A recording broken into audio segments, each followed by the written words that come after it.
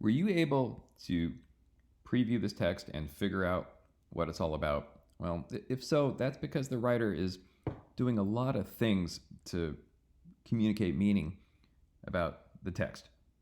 First, we've got images. And these images work in two ways. First, they show us the topic. Here you've got a nice split screen, right? And when you look, what's the common denominator here? Smiles, right? And it's kind of getting at this, the key ideas in the text. The nature bit is shown by a chimpanzee, right? That's our ape ancestor. The submissive bit is kind of shown through this sort of customer service interaction, but also like in the other pictures, right? And the other pictures kind of all work, with this to kind of show this sort of idea of smiling as topic. The other way that the pictures work is they show us the division of ideas, right? So you look at this picture and it looks like we're going to talk about the whole kind of ape ancestor thing first, and then we're going to get into the smiling at work thing, right? But there's other things to help us figure out what's going on, right? We've got a title.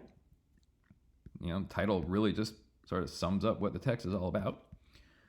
We also have a byline, right? This kind of underneath the title, we get a one sentence sort of follow up on the title to just kind of help sum everything up. We also have subheadings, right? Now look how the subheadings pair with the images. So you can look at this picture and look at that subheading, or look at this picture and look at this subheading, and figure out what each section of text is about. But that's not all. There's one other key feature going on here. Now, when you look at this one and you look at this image, it might not be completely obvious what the section is about, but then we get a caption, right? Caption underneath the image. Readers tend to look a lot at captions. They're more likely to look at captions than they are, say, just a random kind of body sentence, right?